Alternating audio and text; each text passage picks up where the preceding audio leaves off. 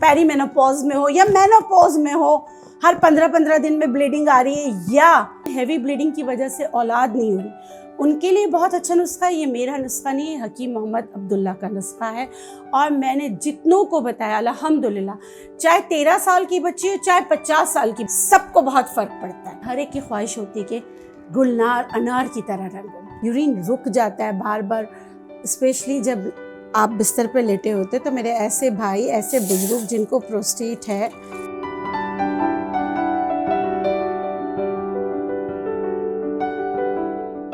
बिस्मिल्लाहिर्रहमानिर्रहीम, अस्सलाम वालेकुम। इस उम्मीद के साथ मेरी सोशल मीडिया फैमिली खैरियत से होगी। मैं हूं नेचुरोपैथ डॉक्टर बिल्किस। आज की वीडियो किसके बारे में? आज की वीडियो है एक अनार 100 बीमार। वैसे तो ये मुहावरतन कहा जाता है, लेकिन आप यकीन करें, आज मैं आपको अनार की छिलके, अनार की जड़, बेदाना अनार की जड़ से ऐसे मर्ज़ का इलाज बताऊंगी कि आपको बहुत ज़्यादा फ़ायदा होगा। अनार वैसे गुलनार चेहरे के लिए तो अच्छा होता है, बहुत सारी चीज़ों के लिए तो इसके बेतहाशा फ़ायदे हैं, मगर इसमें आपको multiple A to Z of अनार, बहुत सारी चीज़ें आपको सीखने को मिलेंगी, बहुत सारी चीज़ें आपको समझने को मिलेंगी और बहुत सारी चीज़ों से अनार की बहुत ऐसी चीज़ें जिससे आपको बेतहाशा फ़ायदा होगा इंशाल्लाह। तो चलिए वक्त ज़ाया किए बगैर वीडियो स्टार्ट करते हैं। सबसे पहले मैं बताऊंगी प्रोस्टेट के लिए जैसे ब्रेस्ट कैंसर बहुत ज़्यादा ख़वातीन में होता है, इस तरह ही कॉमन है मेल में प्रोस्टेट कैंसर ही नहीं, प्रोस्टेट भी जो है ना बार बार यूरिन रुक जाता है बार बार, स्पेशली जब आप बिस्तर पे लेटे होते। तो मेरे ऐसे भाई, ऐसे बुजुर्ग जिनको प्रोस्टेट है, चाहे वो अल्लाह ना करे कि वो कैंसरस नहीं है, लेकिन ये जो मैं आपको नुस्खा बता रही हूँ, ये अगर प्रोस्टेट कैंसर है उनके लिए भी, और अगर वैसे ही प्रोस्टेट है उसके लिए, प्रोस्टेट इनलार्ज है तो उसके लिए भी बहुत ही ज़बरदस्त ये नुस्खा है। क्या करना है आपने, जो है आपने लेना है, इसमें तकरीबन जो एक गिलास ये पूरा है ना, तकरीबन आधा लीटर बनता है। तकरीबन आधा लीटर दूध आपने लेना, उसमें थोड़ा सा जैसे एक गिलास आपने दोबारा पानी शामिल करना है, उसमें आपने डालना है। देखिए अनार की होती है, वैसे तो बहुत सारी किस्में होती हैं, लेकिन मैं आपको समझाने के लिए ये वाले अनार से ना, अगर आप मुझसे पूछेंगे कि कौन सा अनार बेस्ट है, तो ये बेदाना सही है। अच्छा, बेदाना कुछ लोग समझते हैं जिसमें दाना नहीं, तो इसमें दाना तो बहुत ज़्यादा होता है। देखिए इन दोनों में से अगर देखा जाए, इससे बेहतरीन है कि आपको ये वाला अनार मिल जाए, और ये बहुत एक्सपेंसिव होता है, ठीक है। बेदाना अनार कहलाता है। आपने लेना है सिर्फ ये इतना, ये वाला अनार। पहले इसको धो लेना, हमने धोकर यहाँ सुखा लिया। अब इसका जो कैप है ना, ये आपने हटा देना है। कुछ उसमें हुक्मा कहते हैं ये हटा दें, कुछ हुक्मा कहते हैं नहीं हटाएं। फिर भी अगर जैसे हम शहरों में रहते हैं, अगर ख़ुद तो दरख्त से तोड़ा नहीं है, तो इसमें हो सकता है कि कोई फंगस या कुछ भी जमा हो, तो क्यों हम वो करें। देखिए अंदर से तो ये बंद होता है ना, तो इसको यूज़ ना करें तो बेहतर है।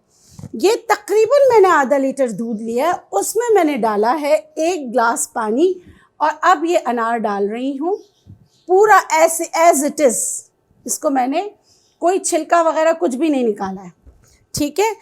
इसको ढककर मैंने पका लेना, ढककर पकाना है। ये प्रोस्टेट के लिए, इनलार्ज प्रोस्टेट के लिए, मेरे वो बुज़ुर्ग, वो भाई जिनको प्रोस्टेट होता है, और ये जो है इससे क्या होता है, रात को यूरिनेशन बहुत ज़्यादा होती है, बार बार उठ के यूरिनेशन के लिए जाते हैं, तो ये बेस्टेस्ट रेमेडी है। आप अपनी अद्वियात कोई भी खा रहे हो, साथ में ये रेमेडी कीजिए, इंशाल्लाह आपको फ़र्क पड़ेगा। ये रेमेडी कब करना है, ये पूरा जो है आपने नाश्ते में इस्तेमाल करना है। रात को बना के रखें, सुबह हल्का सा गर्म कीजिए और इसका इस्तेमाल कीजिए। आप बोलेंगे कि ये तो आपने डाल दिया है, तो ये कब इस्तेमाल करना है। देखिए ये जो हमने पानी डाला था ना, वो पानी इसलिए डाला था कि वो पानी सूख जाए और ये जो अनार है और दूध है ये आपस में मर्ज हो जाए, ठीक है। इसको मैं ढक के दोबारा पकाऊंगी। जितना 1 गिलास पानी मैंने डाला था वो गिलास ख़त्म हो जाए, दूध रह जाए, दूध तकरीबन आधा लीटर होना चाहिए और एक छोटा सा बेदाना अनार होना चाहिए। इसको अच्छी तरीके से इसमें पका लें। पकाने के बाद इसको ब्लेंडर में डालकर ब्लेंड कर लें। ब्लेंडर में डाल के अच्छी तरीके से ब्लेंड करें। अच्छा, इसमें भी कुछ लोग, कुछ हुक्मा ने ये कहा है कि इसको छान के पी लें, कुछ हुक्मा कहते हैं नहीं छान के पी। चले, मेरी स्कूल ऑफ थॉट ये कहती है कि आप छान के पी लीजिए, इन्फ्यूजन सारा इसमें आ जाएगा। और ये कब पीना है, आपने जैसे सुबह उठ के एक ग्लास पानी पिया नीम गर्म, उसके बाद आपने ये जो मिल्क बनाया है, आप किसी अद्वियात पे नहीं है तो आप इसका इस्तेमाल करें। अगर आप थायराइड की या शुगर की या किसी की भी आपको खाली पेट दवा लेनी पड़ती है तो फिर आप ये नाश्ते के तकरीबन 3 घंटे बाद आप लेंगे और ये पीने के बाद फिर आप जो है 2 घंटे के बाद फिर आप खाना खाएंगे। मेरे ख़्याल में मैंने पूरा बहुत अच्छी तरीके से आपको समझा दिया। ठीक है, अब चलते हैं दूसरी रेमेडी की तरफ।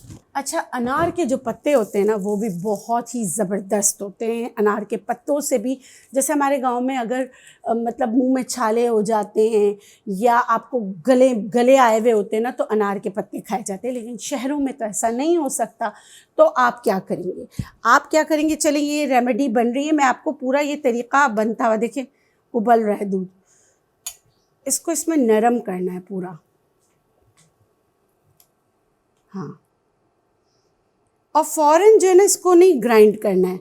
जैसे ये पक जाए, दूध कम रह जाए, फिर भी इसको है ना आपने फ़ौरन वो नहीं करना है, ग्राइंडर में ग्राइंड नहीं करना है, इसको ठंडा करके फिर आपने ग्राइंड करना है ताकि और इन्फ्यूजन हो जाए। ठीक है। अच्छा, आप लोग में से कुछ लोग कहेंगे कि भाई आपने इसको काट के क्यों नहीं डाला, तो कुछ रेमेडीज़ ऐसी होती है ना जो बियॉन्ड द साइंस होती है। जैसे बताया जाए ना, वैसे करने से ज़्यादा बेनिफिट्स होते हैं। तो जैसे मुझे समझाया गया है, जैसे मुझे बताया गया है, मेरे उस्तादों ने, मैंने आपको वैसे ही बताया। ठीक है। इसमें जो हमने वाटर कंटेंट डाला था ना, तकरीबन ख़त्म हो गया। अब इसको मैं यहाँ पर रख देती हूँ और आपको दूसरी चीज़ें बताती रहती हूँ, मगर इसको भी ग्राइंड करके आपको बताऊँगी।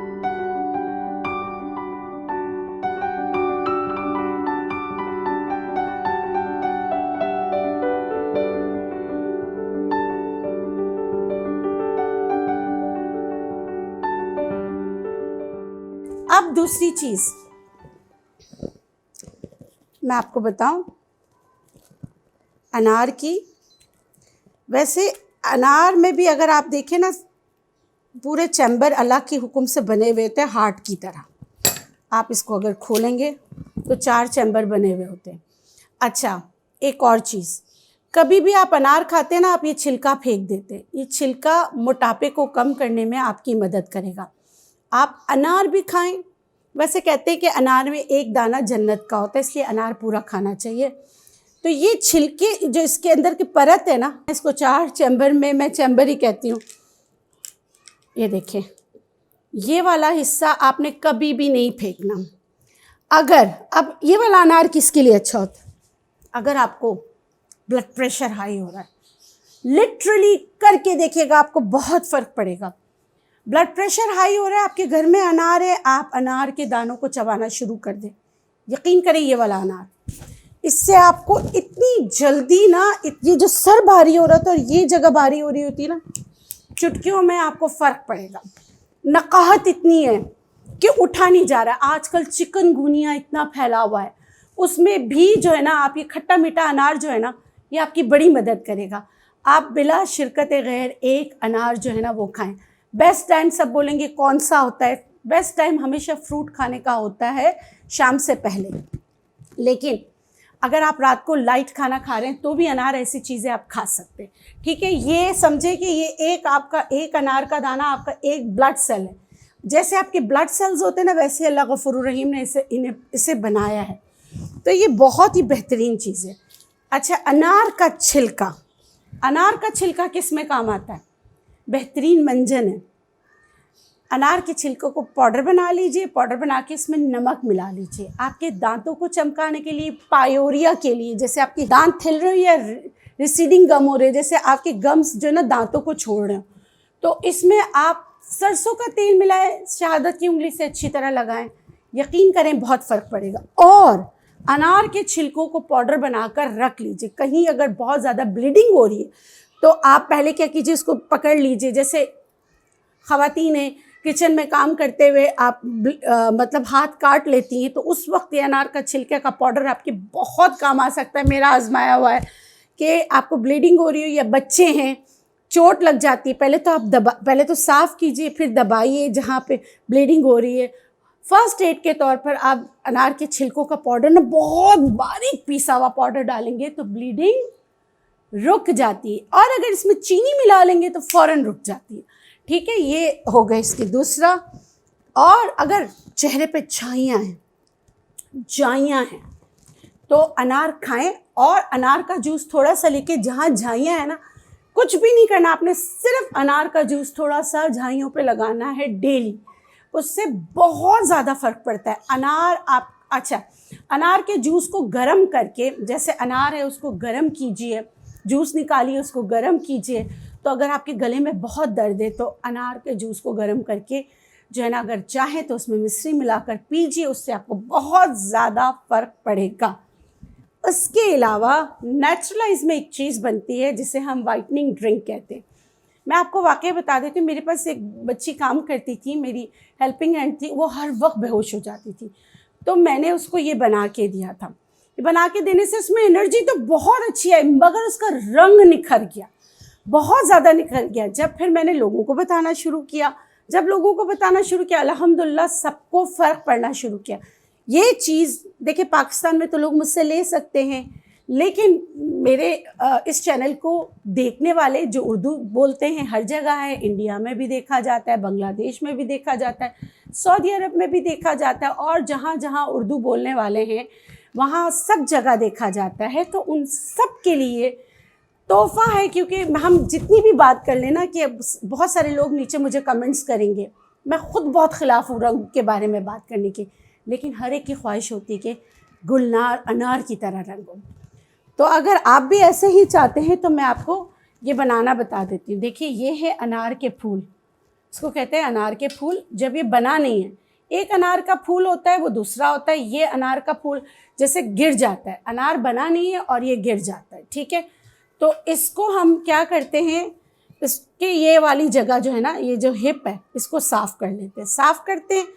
अनार के फूल आपको बहुत ज़्यादा लग रहे हैं क्योंकि लाइट वेट होते हैं। अनार के फूल, बादाम, छोटी इलायची और मिश्री, चारों चीज़ें आपने लेना है हम वज़न। जब आप हम वज़न ले लेंगे तो ये इस शक्ल में बन जाएगा, ठीक है। ये मैं आपको निकाल के बता देती हूँ। देखें, ये है हमारा वाइटनिंग ड्रिंक। इतनी प्यारी इसमें से खुशबू आती है, इसमें हम कोई प्रिजर्वेटिव्स नहीं डालते, इतनी प्यारी इसमें से खुशबू आती है। आपने क्या करना है, इसमें से 1 चम्मच लेना है, 1 ग्लास गर्म दूध में डाल के पीजिए, तो इससे बहुत ज़्यादा आपकी एनर्जी लेवल भी बहुत अच्छा हो जाता है और रंग में भी निखार आ जाता है। याद रखिएगा, इलायची जो होती है ना, आपकी इलायची बहुत अच्छी होनी चाहिए, क्वालिटी इलायची की बहुत अच्छी होनी चाहिए। इलायची को जब भी आप खोलें तो उसमें से जो उसके बीज हो ना, वो हमेशा देखें डार्क काले हों, सही है। तो ये वाली चीज़ का ख्याल रखिएगा, ताकि जो है ना, वरना अगर बीज सफ़ेद होंगे तो उसका मतलब है कि आपकी इलायची, और हमारे यहाँ पे पूरा इस चीज़ का ख्याल रखा जाता है कि पकी हुई इलायची हम डालें। तो मैं जो भी आपको, देखिए हमारे यहाँ छाना जाता है, सही है। इलायची में जो है ना, बीज बहुत ज़्यादा डार्क होना चाहिए, ठीक है। और अब आ जाते हैं अपनी बहनों की तरफ, जिनको बहुत ज़्यादा हैवी ब्लीडिंग होती है। उन्होंने क्या करना है, उन्होंने करना है, ये देखें, 7 फूल लेने। हैवी ब्लीडिंग होती वजह कोई भी हो, वजह कोई भी हार्मोनल वजह से हो, पॉलीसिस्टिक ओवरीज की वजह से हो, प्रोलैक्टिन बढ़ गया हो, और या पेरीमेनोपॉज में हो या मेनोपॉज में हो, हर 15-15 दिन में ब्लीडिंग आ रही है, या साहिब औलाद नहीं हो रही है, क्योंकि उनको जब से डे 1 से जिनके साथ होता है वो मेरे साथ इत्तेफाक करेंगे कि बहुत सारे फैमिलीज़ में ऐसा होता है कि अगर माँ को शुरू से हैवी ब्लीडिंग होती है तो बच्चियों में भी ये आ जाता है, जेनेटिक प्रॉब्लम होती है। तो उन सब के लिए बेहतरीन नुस्खा है, आपने लेना है 7 अनार के फूल, 1 2 3 4 5 6, 7 अनार के फूल, छोटा सा टुकड़ा मिश्री का, खौलता गर्म पानी।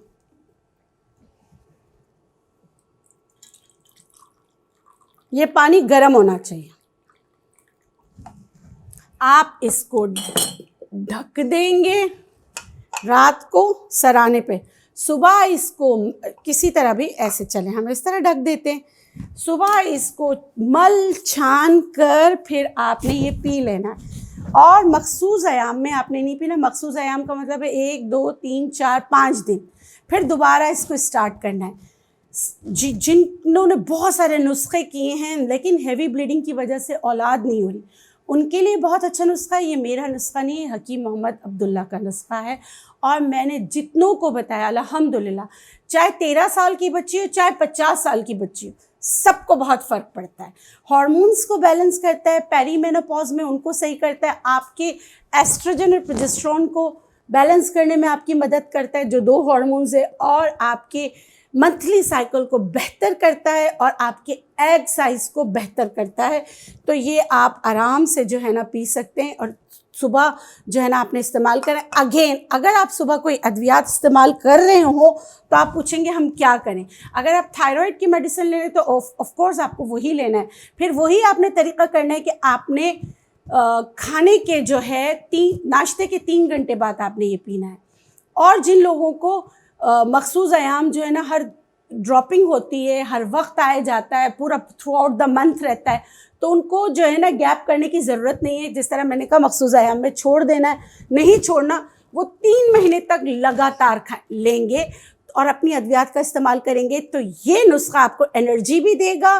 और या आपको एंडोमेट्रियोटिक सिस्ट है, या आपको फाइब्रॉयड है, या आपको चॉकलेट सिस्ट की वजह से भी आपको हर वक्त ब्लीडिंग होती रहती है, आप यकीन करें आप ये नुस्खा इस्तेमाल कीजिएगा, आप दुआओं में मुझे याद रखेंगे। इस उम्मीद के साथ मेरी ये काविश आपको पसंद आएगी। अगर आपको पसंद आती है तो प्लीज़ मेरे चैनल को सब्सक्राइब कीजिए। और अगर आपको लगता है कि ये किसी की मदद भी हो सकती है इसमें, तो आप ज़रूर उनके साथ शेयर कीजिएगा। इस उम्मीद के साथ मुझे दीजिए इजाज़त। इंशाल्लाह फिर मिलेंगे एक नई वीडियो के साथ। जाते जाते आप लोगों के लिए ढेरों दुआएं। खुश रहें, शाद रहें, आबाद रहें, जिएँ और जीने दें। अल्लाह गफूर रहीम आपको औलाद के गम से महफूज रखे। अल्लाह निगहबान। अल्लाह हाफ़िज़।